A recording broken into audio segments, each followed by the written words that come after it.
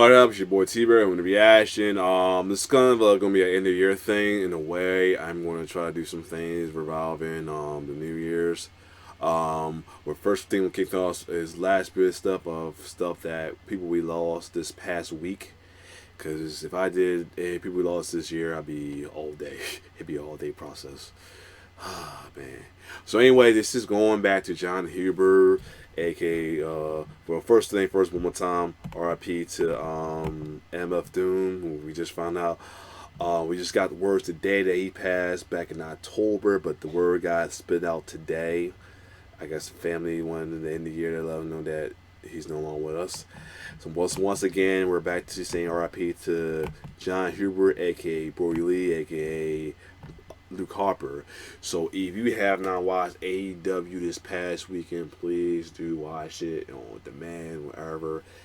That tribute celebration showcased the match that Brody Lee Jr., aka -1, made for AEW was awesome. Everybody showing their tributes, from Lance Archer dressing up as his tank top jeans, Brody Lee, Luke Harper style clothing. John Silver doing dressing as currently this Brody Lee currently as his all one, then doing his move. Little Brody Lee Jr. getting involved in the match with MJF. Had to be the heel still. You know what I mean? Keeping character to get him involved and everything. Down to the tribute at the end to Brody Lee Jr. getting the TNT belt and retire his daddy boot. Man, it was beautiful. But now, so of course the WWE, being who they are, being classy, they decided to wait till after that to share there. So here's WWE's. Hey, we got them to see what AEW guys thought about Jon Huber, aka Brody Lee, aka Luke Harper. Now let's see what WWE superstar remember about Luke Harper, as they knew him as Luke Harper. So without further ado, check it out. Let's get started. One time for Brody Lee. Today is Thursday. You know what that means. Let's get it. Yeah.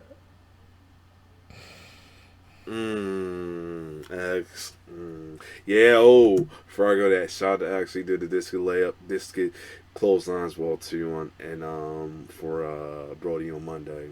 He's a good guy. He's a really good guy. And I'm a better person for getting the chance to know him, and a better person for having the opportunity to call him my friend, and I'm a better person for knowing and his family and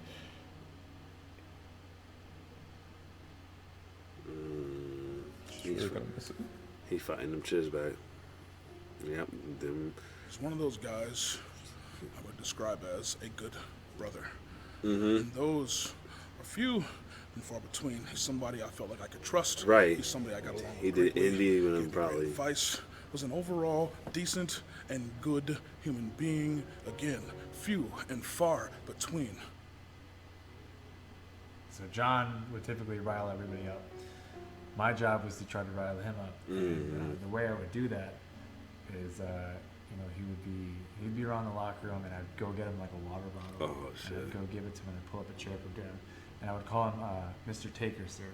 And if anyone knows anything, I'm referencing The Undertaker, which is a huge no-no, right? Like, and then I would tell people like, oh yeah, like John told me that as a young guy, I got to show respect to the generation before me, and John's basically like The Undertaker, right? And he used to get so mad. Wow. I've always been taken aback by just what a big presence he has. And it can be intimidating for a split second, but then he instantly smiles Yep. and starts laughing with his friends, and he makes things fun. He made every moment that I spent with him memorable and awesome. And it sucks. I wish I got to spend more time with him, and my heart goes out to his family and friends. the amount of time that we spent talking about like what our kids were doing and how amazed we were that our kids were doing these things was unprecedented. It was something that I always looked forward to. I just always appreciated that level of being a great father that that he always brought to the table. Nothing was more important to him than his family. The monster that you thought he was, he worked behind stage on the other like side of that He still curtain works is for the WWE. opposite of what he is on our side of the curtain. When I had my neck injury in 2015, he sent me a video of his son, young Brody, like playing with my action figure and wishing me well. And I have that video on one of my phones still, and it meant a lot at the time. And now it's so priceless, that footage and the thought and the memory I have of him sending me that video is absolutely priceless now. That's the kind of person he was. Harper was everything you could ask for. He was responsible. He was reliable. He was an incredible family man. And over the decade plus that I came to know him, you just saw that everything that he worked for was for his family, for his children, for his wife. And that type of unselfishness, that complete selflessness, I think is what endears him to me more than how great he was in the ring or the perfect locker room companion that he was for all of us. He was a man's man, an honorable man, and a great human being. And I say that, and I feel like everybody's saying that about him. And that's because it's 100% true in this case. He was a wonderful man. John's debut in NXT was against me. And yep. It's a funny Yep. story. I was just Y'all seen the single leg reaction, one yep. time, and he didn't want to go down, and he just ripped my hair out, and it was from something that we could laugh about for so long afterwards, years later. But we just grew so close and sharing time on the road. He's such a family-oriented. Yeah, you saw that in the day playlist. That was his debut was there. From him. That Discalaria, He's yeah. one of those people that I always knew that I wanted to be around because of the joy that he brought to people, but like how genuine and caring and thoughtful he was. It's hard to see somebody like him leave us. Part of the thing that I hope he comes back. I hope he comes back wrestling too. I do kind of miss him in the ring, Jason Jordan.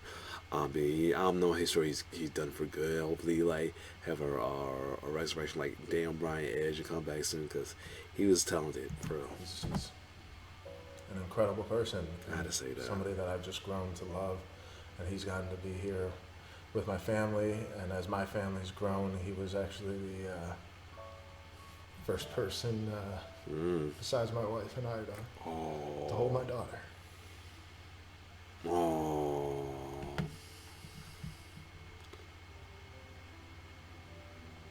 Yeah. Once again, I'll be John Huber though.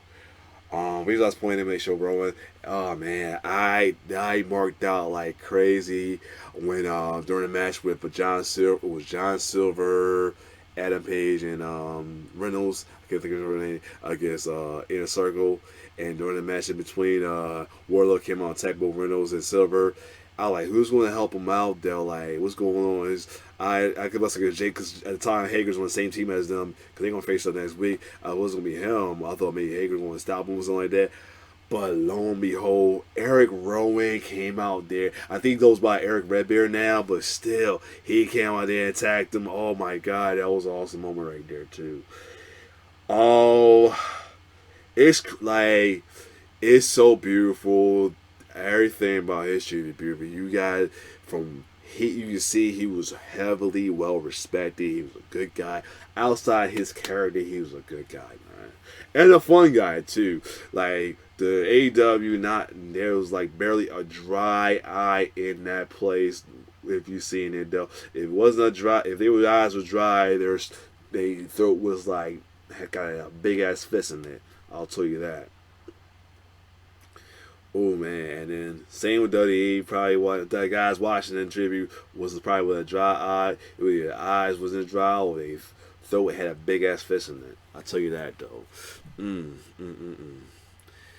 What a year, man. That's all I gotta say. And RIP to his ultimate one, John Huber. Anyway, if you like my reaction, like, share, subscribe my YouTube channel. It's your boy T-Bear signing off. One love.